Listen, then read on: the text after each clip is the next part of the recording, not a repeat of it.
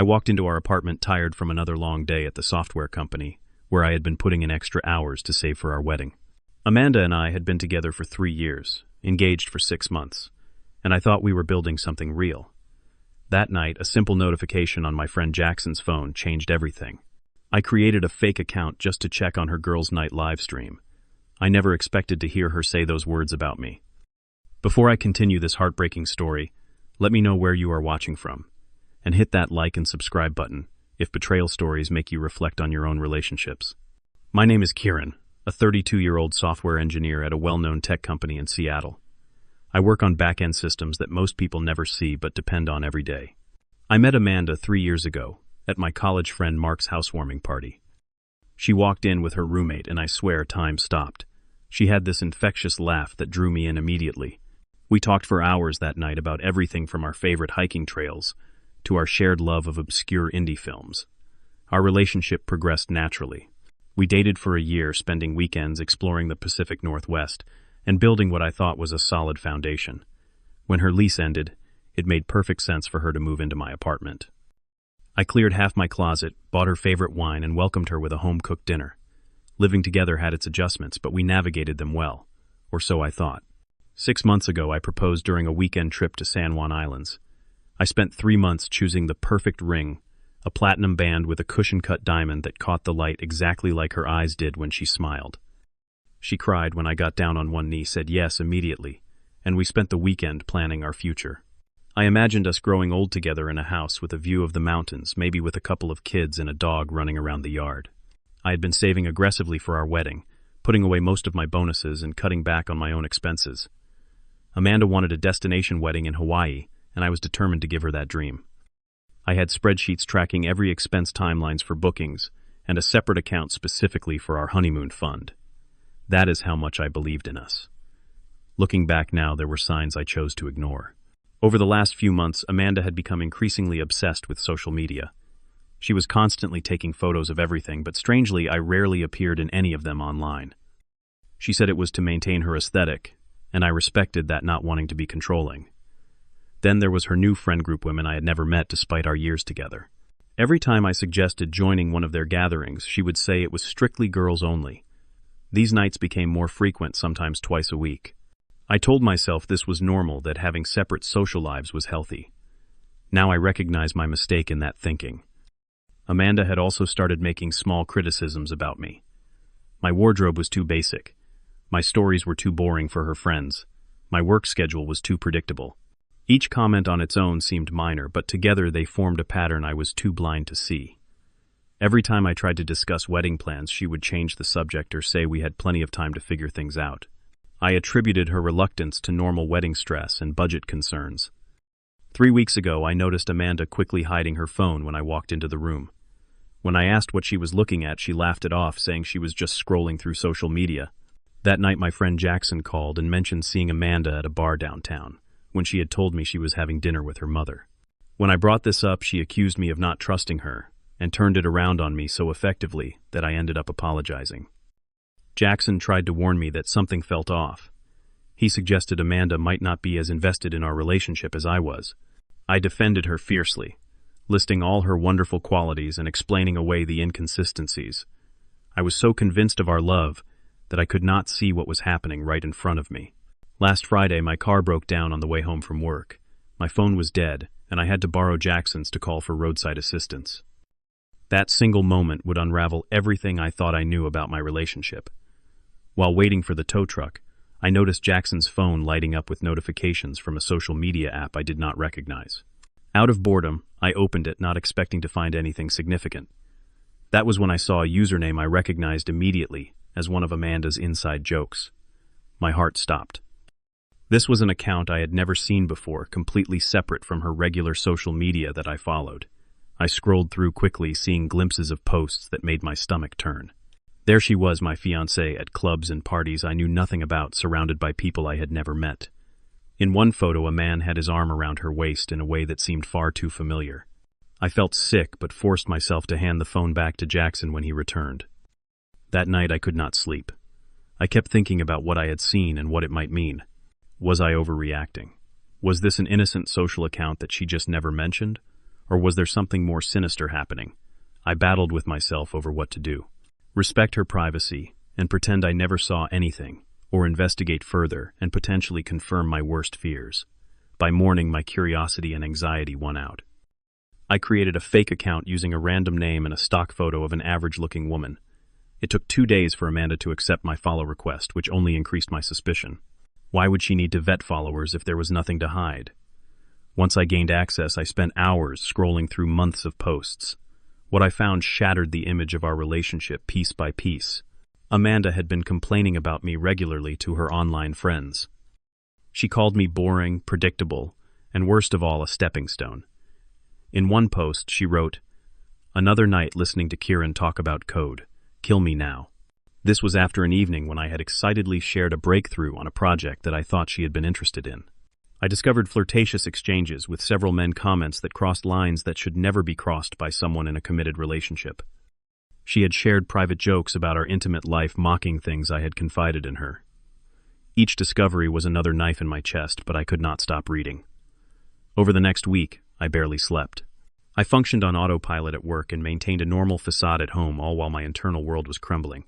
I kept checking her secret account, watching as she posted about upcoming plans, including what she called an epic girls' night that Friday. Coincidentally, I had an important work event scheduled the same evening, something she had known about for weeks. The morning of her girls' night, I told Amanda I would be home late because of the work function. She seemed relieved and mentioned she might stay over at her friend Tiffany's place if it got too late. I kissed her goodbye, the gesture feeling hollow and performative. As soon as she left for work, I called my boss and made up an excuse about being sick. For the first time in my career, I lied to get out of a work obligation. I spent the day in a state of anxious anticipation. I cleaned our apartment obsessively, trying to channel my nervous energy into something productive. I ordered her favorite takeout for dinner, hoping against hope that everything I had seen had a reasonable explanation, that I was misinterpreting things due to my own insecurities. When evening came, I set up in my home office laptop open to her secret account. Amanda had posted earlier that she was getting ready for girls' night, complete with a selfie, in an outfit much more revealing than what she had left the house in that morning. At exactly 9 o'clock, a notification appeared that she was going live.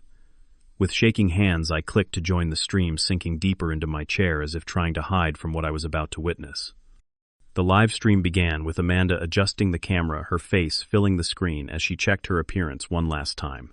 She was in what looked like a luxury hotel suite, not the casual dinner at Tiffany's apartment she had described to me. The room had mood lighting and elaborate decorations that suggested this was a planned special event. "We are live, ladies," she announced, turning the camera to reveal 4 other women lounging on plush couches, champagne glasses in hand. I recognized them from her photos, but had never met any of them despite our years together. There was Tiffany, a blonde with sharp features who Amanda had described as her work friend. Next to her sat Jasmine, who I knew worked at a high-end boutique downtown. The other 2 were Zoe and Paige women. Amanda had supposedly just met a few months ago, but who clearly shared a comfortable familiarity with her. "Welcome to the ultimate girls' night." Amanda continued, her voice slightly slurred already. "Tonight we are celebrating my last few months of freedom, before wedding planning takes over my life." The women cheered, raising their glasses in a toast that made my heart sink. Freedom. Was that how she viewed our engagement? They began playing drinking games each round, revealing more personal information than the last. They answered questions about their worst dates, sexual fantasies, and relationship deal-breakers. With each confession, they grew louder and more animated. I sat frozen, watching as the woman I thought I knew transformed into someone unrecognizable before my eyes. About an hour into the live stream, viewers started commenting and asking questions. The women took turns reading them aloud, laughing hysterically at some and ignoring others. Then came the question that would change everything. A user named BlueSkies88 asked Amanda, "Do you really love your fiancé? You never post about him." The room went quiet for a moment. I leaned closer to the screen, my breath caught in my throat. Amanda took a long sip of her champagne, exchanged glances with Tiffany, and then looked directly into the camera. "Kieran." She laughed, but there was no warmth in the sound. "He is convenient, not forever." The words hit me like a physical blow. The other women burst into laughter, and Tiffany reached over to high-five Amanda. My entire body went cold as I continued to watch, unable to look away from the train wreck of my relationship. Oh my God, tell them about his family dinner last month. Zoe urged, wiping tears of laughter from her eyes. Amanda launched into a cruel imitation of me, introducing her to my parents, exaggerating my mannerisms and the way I spoke about my job. The women howled with laughter as she mocked the heartfelt toast I had given celebrating our engagement with the people who raised me.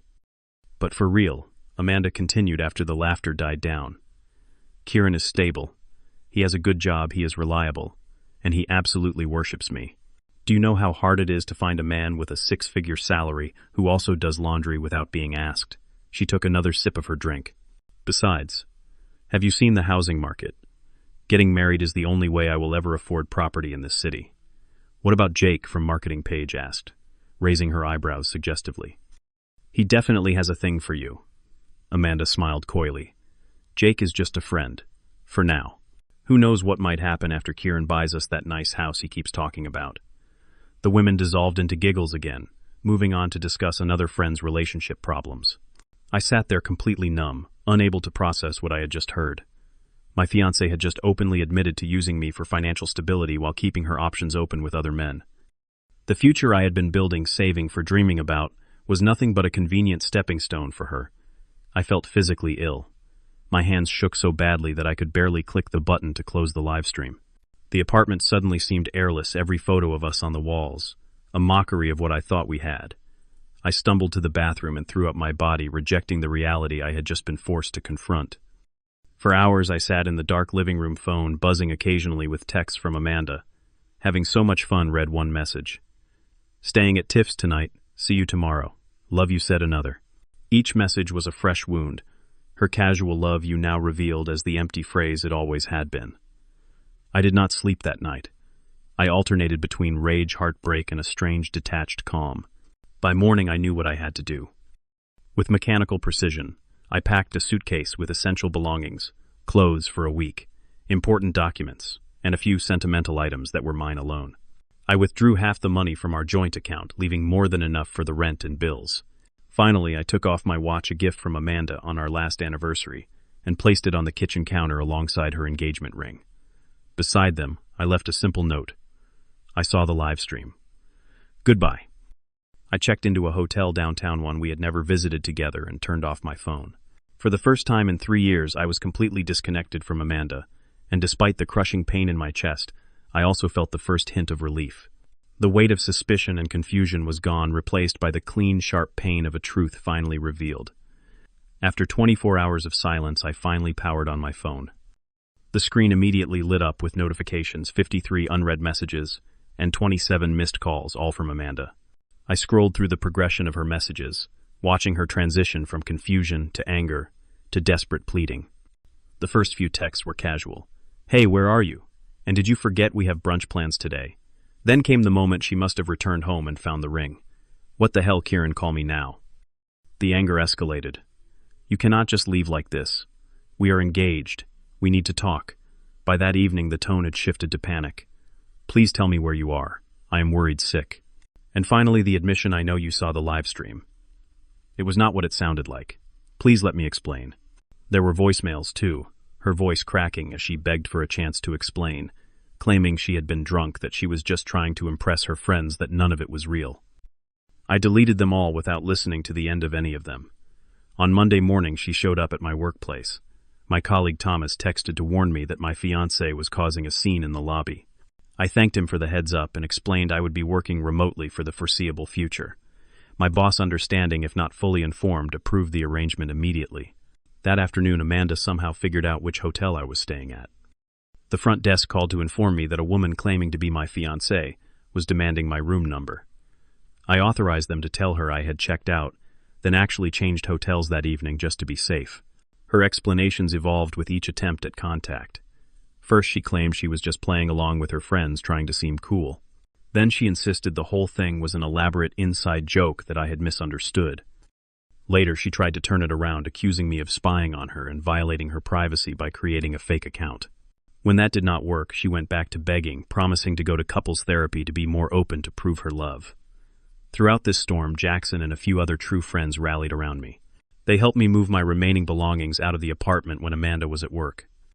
They listened without judgment, as I processed what had happened, offering couches to sleep on and shoulders to lean on when the hotel became too depressing. Amanda's attempts at reconciliation grew increasingly desperate. She contacted my parents, spinning a story about me having some kind of breakdown. She posted publicly on social media about being worried about my mental health. She even created a narrative that I had cheated on her, attempting to rewrite history before I could share the truth. Through it all, I maintained complete silence with her. I did not defend myself against her accusations or respond to her provocations. When she began showing up at places she knew I frequented, I consulted a lawyer about my options. The attorney advised documenting everything and suggested that if her behavior continued, we could pursue a restraining order. Our mutual friends eventually learned the truth, some from Amanda's own admissions, when her lies began to contradict each other, others from people who had seen the live stream. Most were shocked and supportive of my decision to leave, though a few sided with her, suggesting I was overreacting to what they called just girl talk. Untangling our lives was financially and emotionally draining. I had to break the lease on our apartment, losing the security deposit. The money I had saved for our wedding went instead towards setting up my new life and paying legal fees. Items we had purchased together had to be divided, each object, a painful reminder of the future we would never share. 3 months after that fateful live stream, I moved into a small but comfortable apartment across town. I had changed my phone number, email address, and routines. Amanda's attempts at contact had finally begun to wane, though I occasionally still heard from mutual acquaintances that she was asking about me. I focused on healing. I joined a rock climbing gym, something I had always wanted to try, but Amanda had dismissed as too dangerous. I reconnected with old friends I had neglected during my relationship. I threw myself into a new project at work, earning recognition that led to a promotion. Slowly, I rebuilt my life around my own desires and needs. 6 months post-breakup, I took a solo trip to Japan, using some of what would have been honeymoon funds to fulfill a lifelong dream. Walking through ancient temples and bustling Tokyo streets, I felt the first real stirrings of happiness again. I was rediscovering who I was outside of the relationship that had defined me for so long.